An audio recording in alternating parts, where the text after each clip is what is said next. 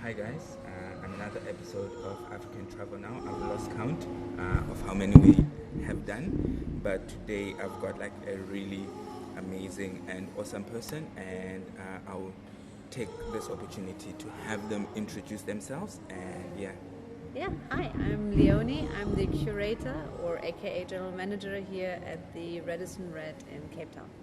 yes. So, how has COVID affected the work that you do here? So, whoever knows our brand knows that our brand used to live from big events. We used to be a experience brand. So guests came to our hotel not only to stay, but to experience art, music, and fashion in all forms. Like we used to have big live events. We used to have big gatherings on the roof. People enjoying themselves. And with COVID, a lot of businesses fell away. All of the international business fell away for at least 6 months, but everything needed to slow down. And so for us, it has affected us definitely from a busyness and a business perspective. We're still not seeing the numbers that we saw, like pre-COVID. And it has affected a lot of how we do things now. We needed to redefine what are events, how are we looking at gatherings, and how can we still keep the Red's ideas and culture, but in a very different and maybe more intimate and smaller way. So and then I think what a lot of South African hospitality and restaurants see these days is that we are focusing more on locals than we ever used to. This hotel used to be heavily impacted, being part of the V&A from international travel, and we started to really discover new markets, other ways of generating business, and being a bit more creative than we used to. Oh, nice. And why should people come and stay at Radisson Red Waterfront now? What is like the differentiator looking at the experiences that you had pre-COVID and this intimate focus that you have now on local travel, slow travel? So like people that are thinking of visiting Cape Town, why should they stay here? So one major thing is our location is obviously leads itself to, you can just walk to the V&A. You don't have to worry a lot about public transport or any transport. You can walk into the city. You can just do a lot of walking, be outside at the same time.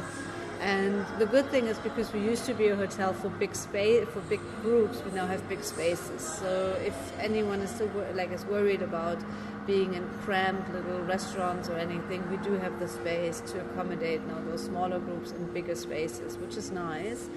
And yet we still are true to our brand. So when you come to us, you'll still have this experience of having live music here and there. You still be a part of some, more intimate events that are now geared towards a smaller audience, but still has the whole, experience, a local flair, and be part of something bigger than just a hotel stay. And the last question from my side is, what's the one travel tip that you can give to someone who is looking to come to Cape Town now? So my number one travel tip to anyone is just do it. People, I think, over the last 1.5 years, they get scared, they're worried, they start to wonder, how is it going to be? And my number one tip is, no matter where you travel, just do it.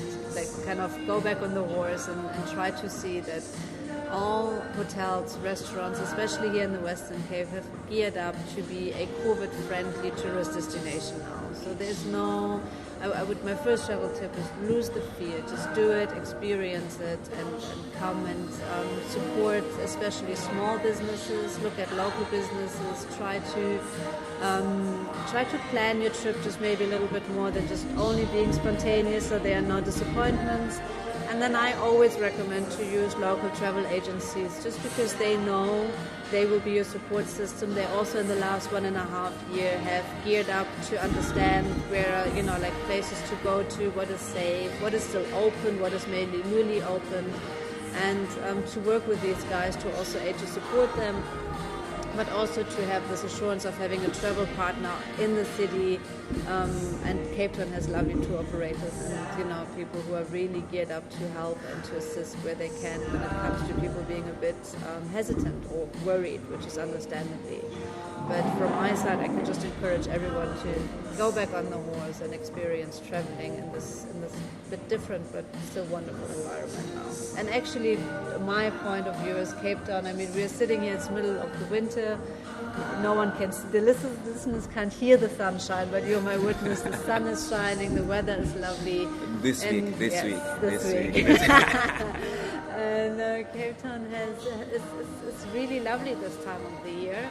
And again, you don't have to look at destinations, maybe like city destinations seem to be a bit daunting, but Cape Town has so many wonderful outdoor activities. So another tip would be like structure your trip around doing stuff outdoor, go on the mountains, do that hike, take a long beach walk, to again just be outside and free, and it'll make a very special travel experience, I'm sure. Yes. And where can people learn more about Radisson Red Cape Town? On our website, obviously, but which is Radisson Hotels and then dash Radisson Red Cape Town.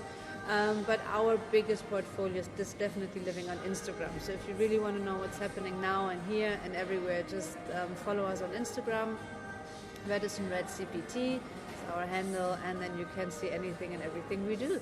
Any discounts for the people that listen to this episode? Absolutely. Contact us on Instagram straight away. You know, like use podcast this podcast as your reference, and I'll make sure I'll extend a special discount or upgrade for your stay. Thank you so much for your time. I appreciate you. Cool. Perfect. Thank you.